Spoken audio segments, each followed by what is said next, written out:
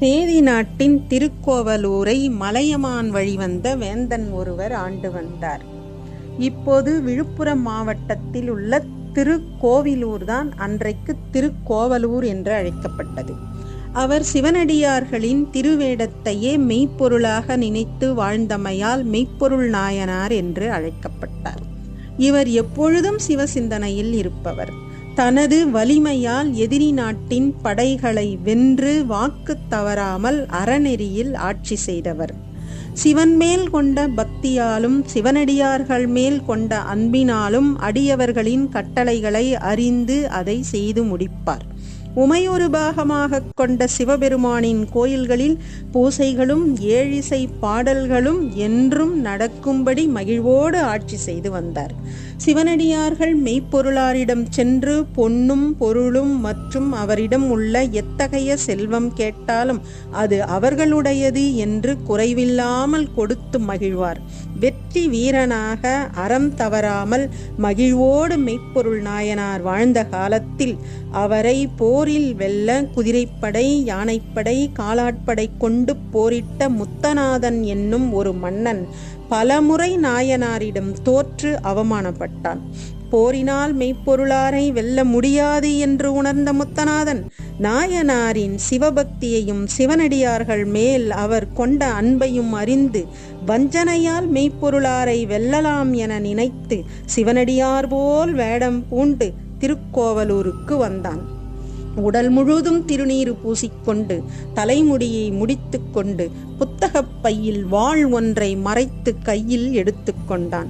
விளக்கில் இருள் புதைந்துள்ளதைப் போல் சிவனடியாராக பொய் வேடம் பூண்டு வந்த முத்தநாதனின் உள்ளத்தில் களங்கம் கொண்டு திருக்கோவிலூருக்கு புகுந்தான்.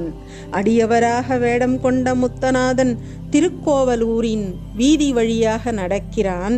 அங்கு மங்கையர் கோதை சூழ் அழகபார குழைக்கொடி ஆட ஆடலும் பாடலுமாக மகிழ்வோடு இருக்கின்றனர். கோதை சூழ் என்றால் அவர்கள் கழுத்தில், பெண்களின் கழுத்தில் மாலை ஆடுகிறது.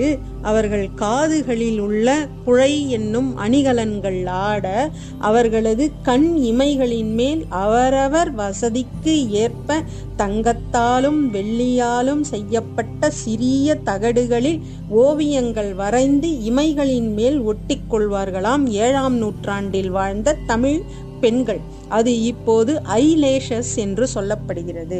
அதுதான் அழகபாரம் எனப்படும். அந்த அழகபாரம் ஆட அவர்களின் கழுத்தில் அணிந்துள்ள மாலையும் அவர்கள் காதுகளில் அணிந்துள்ள குழை என்னும் அணிகலன்களும் அவர்களது அழகபாரம் எனப்படும் ஐலேஷஸ் ஆடவும் மகிழ்வோடு ஆடல் பாடல்களில் இருந்தனர். அந்த தெருக்களில் வெற்றி வீரனான மெய்ப்பொருள் நாயனாரின் வெண்மை நிறமான கொடி விளக்கின் சுடர்போல் காற்றில் ஆடிக்கொண்டிருந்தது. இதை பார்த்து கொண்டே மெய்ப்பொருள் நாயனாரின் அரண்மனை அடைந்தான் முத்தநாதன். அடியவரை கண்டதும் உண்மையான சிவனடியார் என்று நினைத்து நுழைவாயிலில் உள்ள காப்பாளர்கள், காவலர்கள் கைத்தொழுது அடியவர் இங்கே எழுந்தருள வேண்டும் என்று வணங்கி உள்ளே அனுமதித்தனர். பல வாயில்களை கடந்து மெய்ப்பொருளாரின் பள்ளியறை வாசலுக்கு வந்தான் முத்தநாதன். அங்கு தத்தன் என்னும் மெய்க்காப்பாளன் அரசன் உறங்குகிறார். சமயம் பார்த்து உள்ளே செல்லுங்கள் என்று முத்தநாதனை தடுக்கிறான். ஆனால் முத்தநாதன், நான் அரசருக்கு வீடு பேற்றுக்குரிய உறுதிமொழி ஒன்று கொண்டு வந்துள்ளேன், நீ அதற்கு தடையாக உள்ளாய் என்று தத்தனை நீக்கி மெய்ப்பொருளார் உறங்கும் பள்ளி அறைக்குள் புகுந்தான். முத்தநாதனை கண்டதும் கட்டிலில் இருந்து விரைவாக எழுந்த அரசியார் அரசரான மெய்ப்பொருள் நாயனாரை எழுப்பினார். நாயனார் சிவனின் அடியவர் என எண்ணி வந்தவரை இரு கைகளையும் குவித்து கும்பிட்டு நின்று தாங்கள் வந்த காரணம் என்ன என்றார்.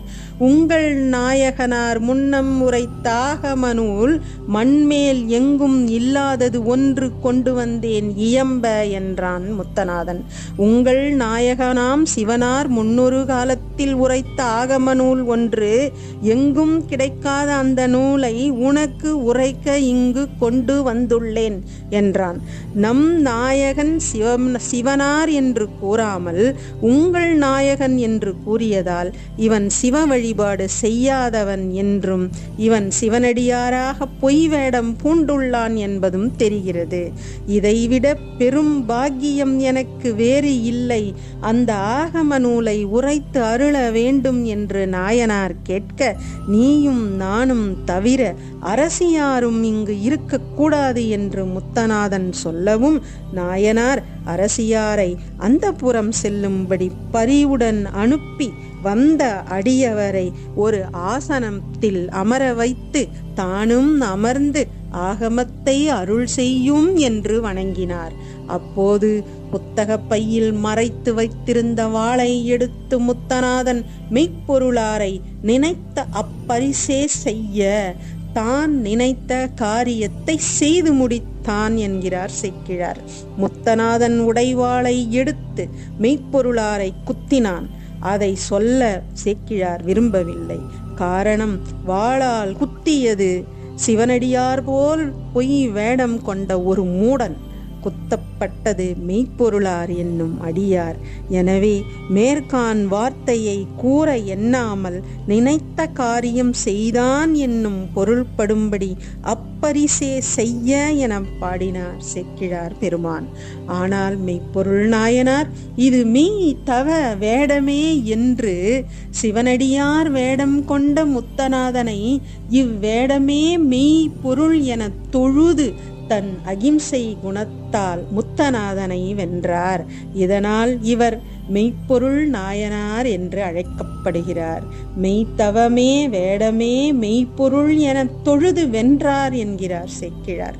முத்தநாதன் மெய்ப்பொருளாரின் பள்ளி அறைக்குள்ளே நுழைந்தபோதே சந்தேகத்துடன் தன் மனதை அங்கு வைத்த மெய்க்காப்பாளன் தத்தன் சத்தம் கேட்டவுடன் இமைப்பொழுதில் தன் உடைவாளை கையில் ஏந்தி முத்தநாதனை தாக்க வந்தான். ஆனால் இரத்தம் பெருகி வழிய கீழே விழப்போகும் நிலையிலும் மெய்ப்பொருளார் தன்னை உடைவாளால் வஞ்சகமாக வீழ்த்த எண்ணிய எதிரிக்கும் அவன் பூண்டிருந்த சிவனடியார் வேடத்தால் அபயம் கொடுத்து தொழுத தனது நீண்ட கரத்தால் தத்தா நமர், தத்தா நம் அடியவர் இவர் என்று தடுத்து கீழே வீழ்ந்தார்.